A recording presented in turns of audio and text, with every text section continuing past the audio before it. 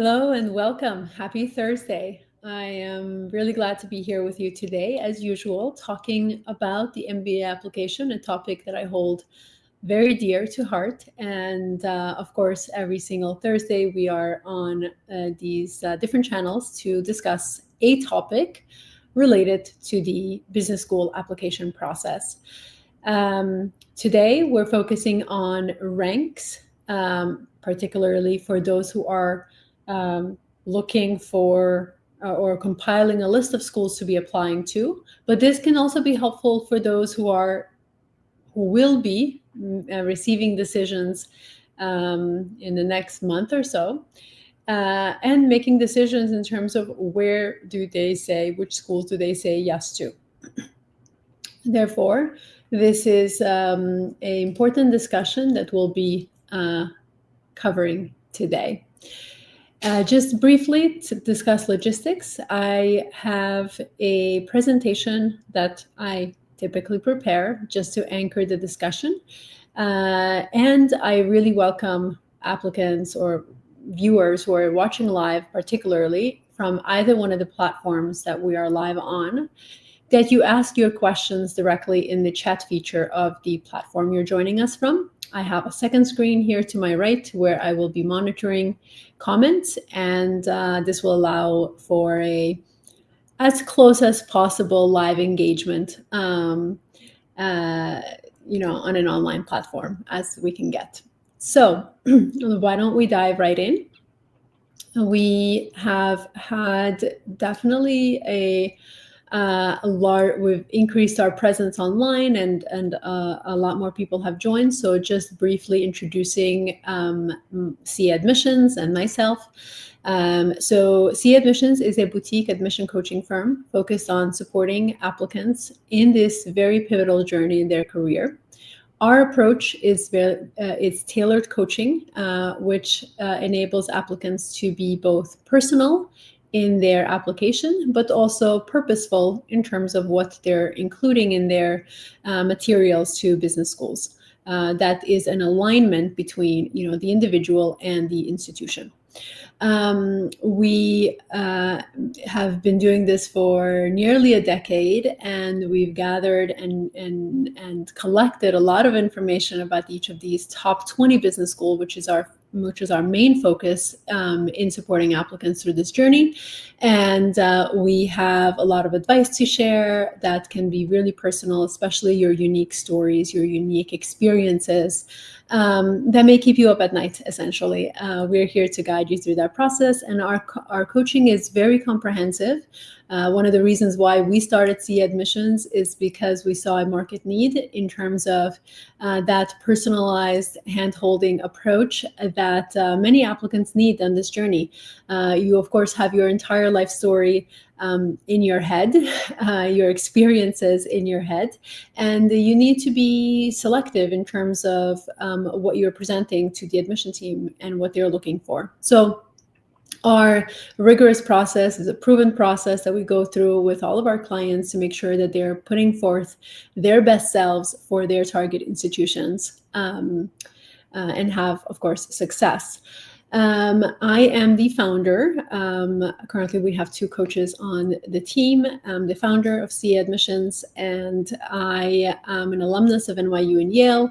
I've been doing this for quite some time and have experiences in both in a variety of different areas, including private equity, hedge fund, and obviously admission, not admission, but rather, MBA coaching.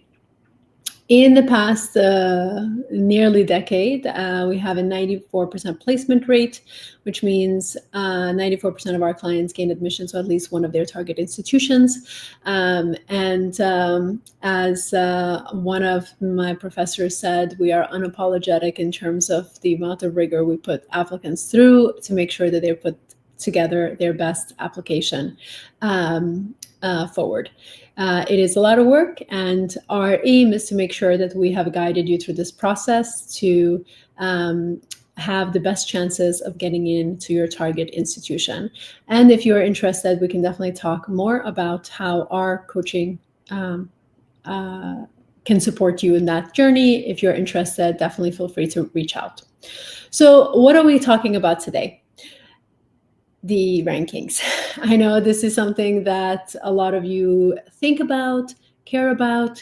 Obviously, it plays a huge role in making a decision to spend a quarter or more of $1 million in this MBA journey. And obviously, the best opportunities, you want the best ROI for you on this in this process. So we have a few different areas to cover today in our 30-minute session. I will try to be on time, but I can't promise. I do like to talk a lot. So so we can, at least about this topic, and we can dive into questions. Again, like I mentioned earlier, if you just joined, we are on a few different platforms. Wherever you are joining us from, if you have a question, there is a chat comment feature in that platform. Please write your questions down. I will see it on my end. I will not share it on the screen. I will just read it out loud, but you'll see me look to my right as I'm monitoring to make sure that I don't miss any of your comments. So with that, why don't we just dive right in? So first and foremost, we want to have that really important question, which is, are rankings really helping you, or are they misleading you? And the answer is yes, and. Very simple answer is that. But we're going to dive into a bit more detail today to go through this process. First and foremost, we really want to discern what rankings really mean in terms of an MBA applicant, how you should be thinking through this process. Of course, there is a prestige element to this journey in terms of where you apply, what you choose, where you choose to go to. Of course, we all care about perception, and attending Harvard or Stanford or any one of these, uber elite institutions obviously raises eyebrows, and that can be important, but it's not always. So you want to look at prestige and career impact, which matters more to you, right? And then, of course, the strategic ways to use rankings without letting them dictate your future. Rankings are important, but I always say that if you're miserable for the 2 years that you're there, you don't feel like you belong there. You feel like the peer group just doesn't get you. That's quite not the right kind of community to be in, because that means you're also not going to reap the rewards that the institution has in place in terms of the alumni, the resources that they provide. So really finding that balance between prestige and fit is going to be an important element in this journey for you. So let's talk through the MBA rankings. So some of the major players in the ranking world are US News and World Report, Financial Times, Forbes, Bloomberg Businessweek, The Economist. Of course, we have Poets and Quants. There are other ranking organizations that put together what they believe, based on their measures, what rank does a school place. Some of the major factors that these organizations leverage to decide which rank schools placed is salary outcomes, recruitment surveys, obviously faculty research, alumni surveys as well. So there's a bunch of different elements. And it's really important for you to determine and decide, this weight in terms of how these ranking organizations put this rank together. And they do have this in sort of like this fine print in terms of their decision-making process in their ranking list, essentially. So there is a subjective and objective metrics in terms of their ranking and how they rank. So you'll have the quantitative pieces of the rank, which means the GMAT, GRE, salary, acceptance rates. All of these are important components that determine, of course, some rank, but they're not the deciding factor in terms of how you personally are going to experience this. Objective metrics are metrics that are going to be focused more on the surveys. So, for example, U.S. News and World Reports surveys deans and faculty on the institutions, sort of like on their perception of the institution, which sometimes can actually just reinforce that old prestige sort of mindset that may not necessarily be indicative of the school's preparation or the students' preparation for the job market, right? So that's another component to keep in mind. Whereas Forbes, for example, surveys alumni in terms of their experiences in their post-MBA career, which all of these theoretically make a lot of sense, but they are, at the end of the day, somewhat subjective. Especially surveys are subjective to those individuals who have decided to fill that survey.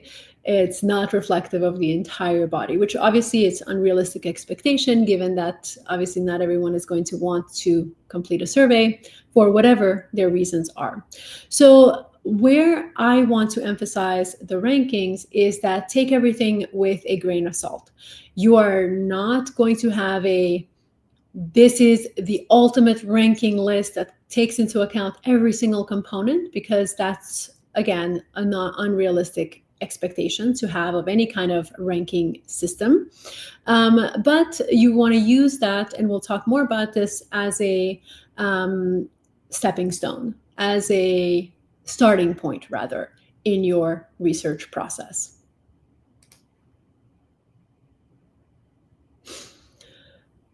So what do the ranks not tell you? They don't focus on the culture of the school. They don't focus on the teaching style. They don't focus on the network strength fit for your career goals. Obviously, you're going to have sort of macro level details, but they're not specifically focused on you. So there's also a realization that not every rank is going to tell you the full story. And that's why you'll see in some schools or some ranking systems name a school as number 1, and another system ranks that same school as number 4, right? So you're going to want to look at which ranking system you resonate with most. So is it U.S. News and World Reports, Financial Times, Forbes, Posts and Quants, whatever your metric, or whichever one of the methodologies you resonate with most, and then look at that as the starting point in terms of which schools you are considering to be your kind of like the chosen list of schools that you're considering.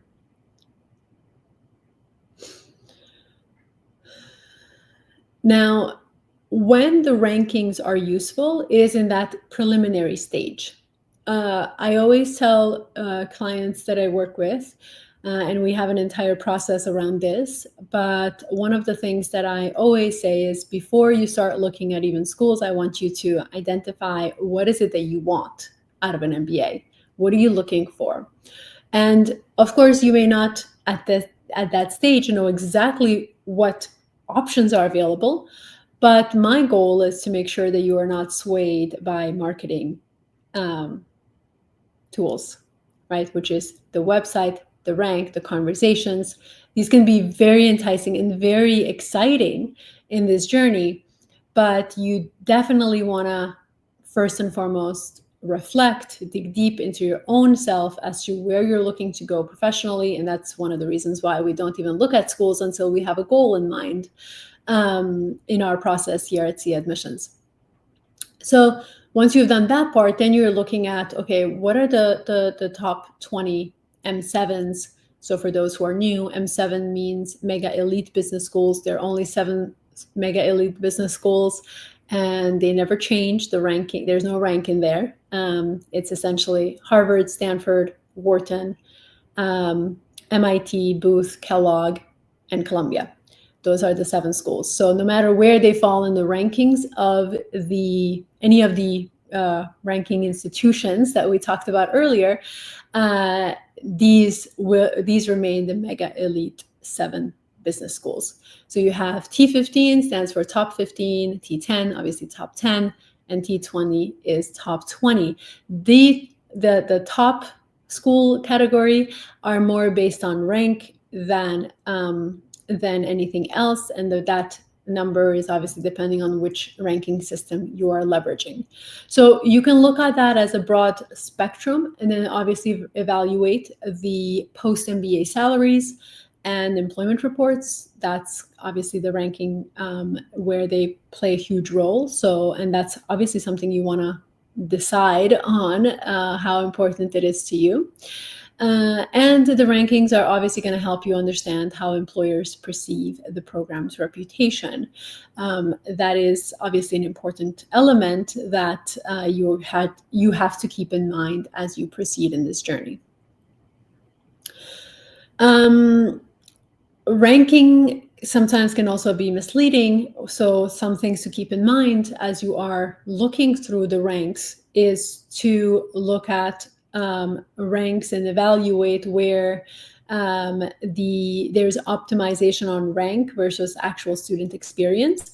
This is really important because obviously ranks is one thing, but you are a human being experiencing the MBA program personally. So you want to make sure that you are not being misled by rankings to indicate that to make it indicative of the student experience.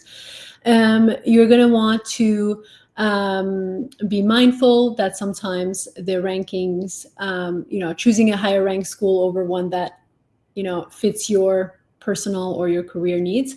And I would say career needs is definitely very important because that's why you're doing an MBA, but also, personal needs in terms of what kind of community are you looking for, what kind of setting are you looking for, where you thrive. That's not something that a rank can tell you. And that's where your own personal reflection is necessary to make sure that you are taking into account as you're evaluating this. Another misleading factor can be the overemphasizing in terms of the ROI, the financial aid or industry connections that one can have based on just rank alone. You really want to make sure that you know where you're going, why you're going there, and how the school fits those elements. So, for example, if your long-term goal is in a niche area sector, the school may not necessarily have strong connections in that area, whereas another school that may not be as highly ranked does. So you are definitely going to be looking at those details as you're evaluating ranks, keeping these details in mind as you decide, okay, where are you applying? Which schools are you targeting? Or which schools are you saying yes if you are in the middle of the journey right now and interviewing and waiting, obviously, for those decisions at the end of March. What matters more? My own experiences working with clients, through this period of time, is career placement and industry connections. This is absolutely pivotal in this journey. Even if the rank is not as high, if you have really strong industry connections in the area that you're interested in, that can definitely be a major factor in this, in the outcome of your experience with that given school. The alumni network are really important. Again, you are not choosing to do an MBA just for that immediate post-MBA job. You're choosing to do an MBA to be a part of that community for the rest of your life or career, at least. So you are playing essentially a long-term game, and you need to make sure that alumni network is strong enough to support you in the journeys that you are looking to go into. So if a community, if an MBA program doesn't have a very well engaged alumni body, this means that once you're out of the program, your network is not going to be as strong. right? Whereas another school that may have a really strong alumni body that is very supportive of one another, that can have greater long-term ROI, even if it's not the highest ranked institution. So you're going to want to keep that in mind as you make decisions. Teaching style and culture is really important. So some people like to debate, therefore cases may be really important to you. And the culture also. If you are someone who wants to go through this MBA journey and is really doing this for the first time, meaning you don't have a business background, you really want to take the learning component seriously, well, a school like Booth that focuses a lot on that may be really the right school for you. Whereas other schools that have a lot more emphasis on network and social life may not be as enticing to you, even though it may be a higher ranked school than the one that you're choosing. So make sure that you know what you want, where you thrive in most as you're making your selection. Also, for some people, financial aid is really a pivotal point in the decision-making process, because obviously this is a steep investment into your future, which I think is worthy. Although I will acknowledge that I could be biased on that, but financial aid is obviously a very important component. And when you go through this process, that can be definitely a factor in your decision. However, I always say that you want to look at the financial segment thoughtfully, in the sense that you don't want, if a school has given you $5,000 less, but it's better in terms of your employability, your long-term ROI, that $5,000 may not necessarily be the deal breaker in the process, even though it's slightly less than the other schools have offered you. Geographic advantage. So I know there are some questions that came in through the registration form that asked about, should I be choosing these kinds of schools where they're really great in the local space, but they have aspirations to move internationally long term. I will say that's actually a really important consideration to take into account when you're making your school selection, because if you do have plans to go internationally long term or even short term, that is a factor of your decision making irrespective of rank. Although rank will have a play in that, because a more geographically focused school will not yield the same ROI for you than it would for someone who is very comfortable in that geography in terms of placement is concerned, right? So that is really, really important. So I will say, excellent question. So let me just finish this and I'll come back. I see that there's a question in the comment. One thing that I always advocate for is to make sure that you go in knowing fully well what you want to get out of an MBA and focusing on the specifics in terms of how the school offers those, irrespective of rank. I'm not saying neglect rank, because I am someone who has taken advantage of the, great names of institutions that I have attended. So I recognize absolutely the power of the brand. However, it's not the only thing that matters in this journey. So there's a question that came in that says, what is the best way to judge the alumni base?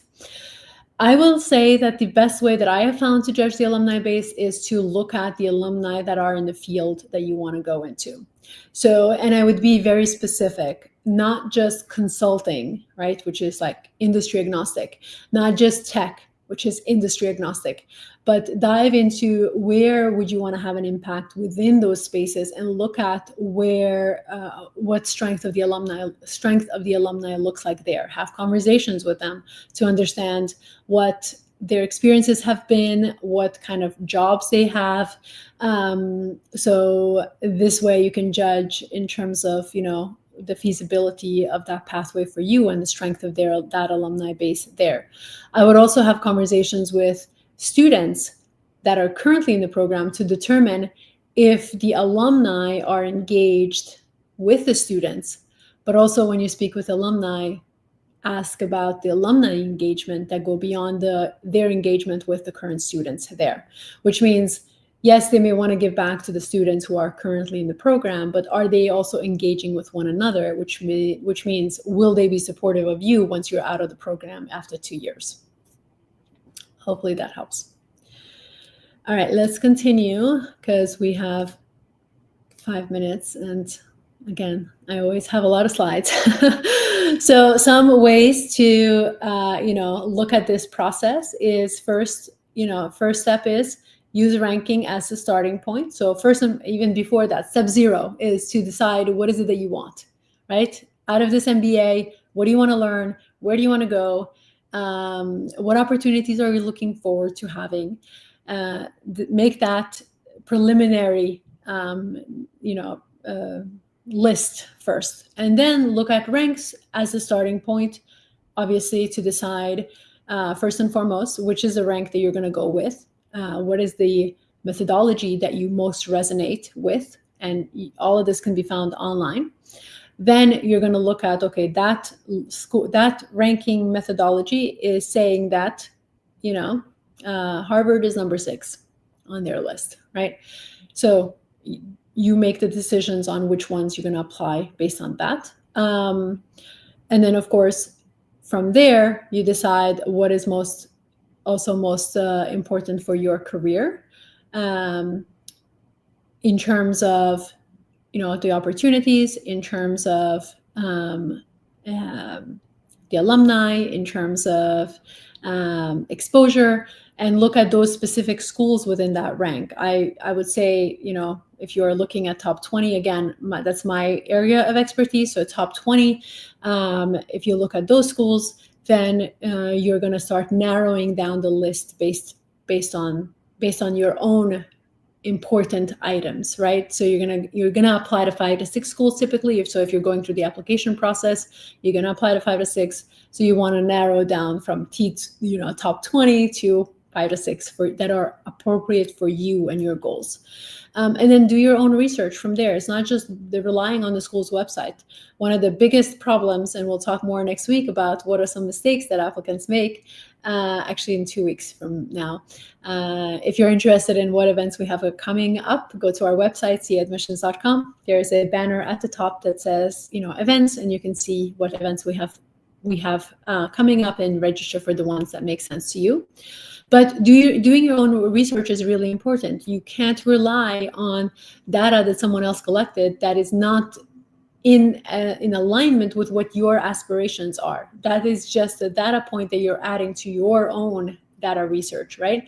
And then also don't rely on one conversations with a single person that may have had the really unrealistic expectations of the school to be the determining factor if you attend or don't attend that institution, or apply or don't apply to that institution. You need to have robust enough data points to make an informed decision as to you choose to apply to that school or not, right? So you're going to want to have a lot of conversations with several people, both, students, so current student, alumni. You can choose to do recent alumni and alumni who graduated 5 years ago, and obviously students. So you can make this process as detailed as you want, but of course don't go overboard. Everything with the middle way, as the Buddhists say. So if you want to talk about how we approach the school selection process, that is something that we actually guide and support applicants through in their journey, and how to build that strategy, and how to, obviously, if you're looking to work with someone on this entire journey, I invite you to reach out. This is a very much a process for us where we never just sign up someone on the website. It's not our process.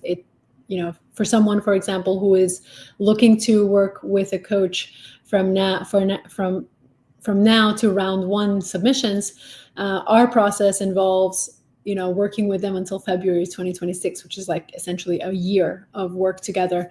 And we want to make sure that there's both an alignment on both parts. So we never sign up anyone just off the bat online.